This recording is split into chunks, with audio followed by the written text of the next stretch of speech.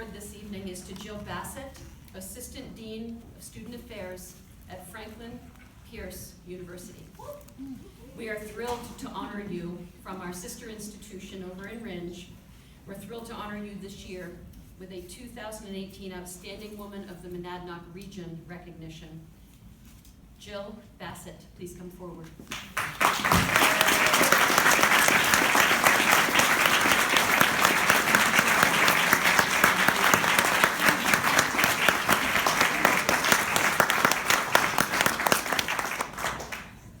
Stand here? You do have to stand.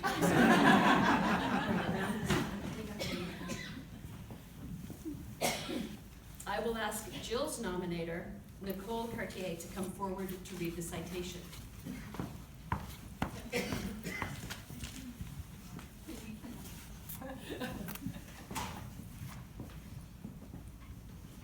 Jill, in your 14 years of experience in higher education, including your current role as Assistant Dean of Student Affairs and Retention at Franklin Pierce University, you have been a tireless champion of women.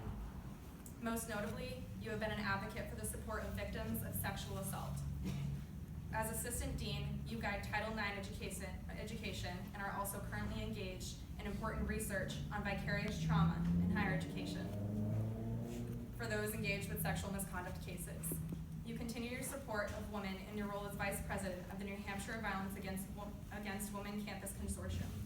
Your engagement and contributions to the community are also evident through your service as Wellness and Health Knowledge Community Coordinator for the NASPA Region 1 Board, and through your active advocacy for the LGBTQ community as a Safe Zones trainer and a sexual assault crisis counselor. You were recently awarded the 2017 New Hampshire Mid-Level Professional of the Year Award from the National Student Affairs Professionals Association, NASPA, as well as the 2016 Program of the Year for It's On Us. Your engagement with other women in the New Professionals Mentoring Institute has left a positive and lasting impact on many individuals, including myself. You are an inspiring force who moves other women to educate themselves, to stand up for themselves, and to persevere in their struggle for equality and justice. Through this award, we wish to recognize your impact on women in the Monadnock region. Congratulations.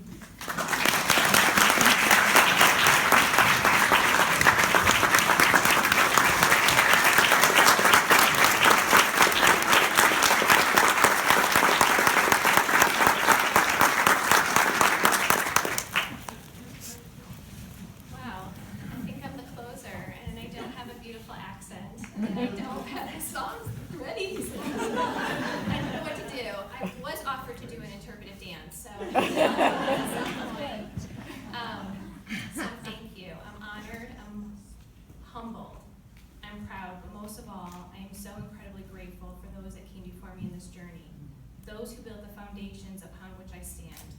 Those aren't my words. Those are the words of the former First Lady, Michelle Obama, who recently received her portrait in the National Gallery. And when I heard it, it resonated with me because I had just found about this award and I said, that's how I feel. So I just want to say thank you so much. It's not every day that a Franklin Pierce University Raven is invited with such an honor from the Keene State College Owls. It just goes to show you what can happen when we put our competitiveness aside and we build a community, something that I wish the White House would take claim to.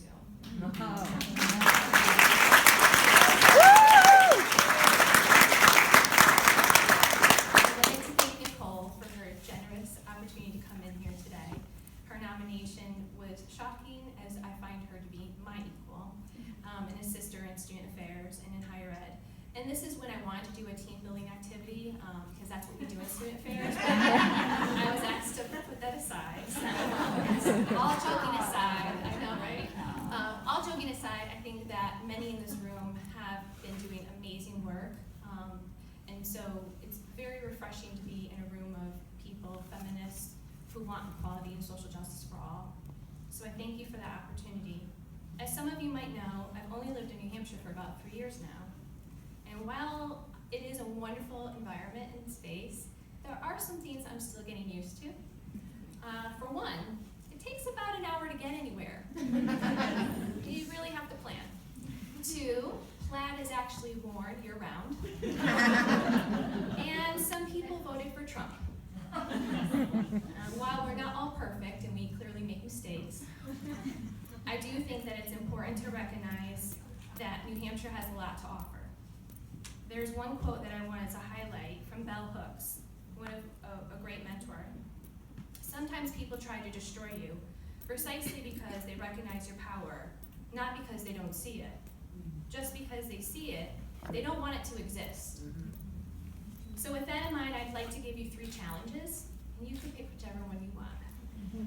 When reviewing the world we live in, with all the political tension and negativity, ask yourself if you are trying to be destroyed or if you're trying to be empowered. And how can you make a difference? How can you make an impact, even as small?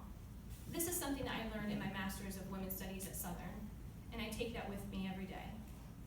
Another challenge to that would be, I have 3 nieces, and while 2 of them are in the room tonight, and they are beautiful, when you meet them, I would love for you to acknowledge not their beauty at first.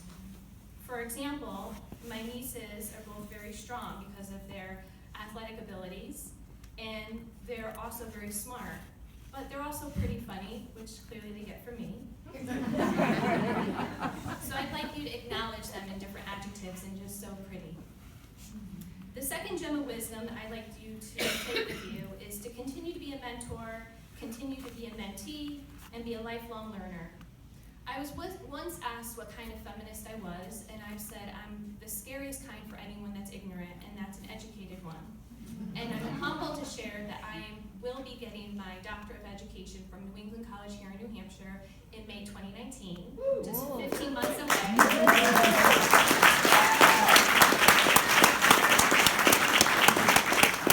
My last gem of wisdom that I'm calling here is connected to my research, which Nicole already alluded to, vicarious trauma for those engaging in Title IX cases for sexual misconduct.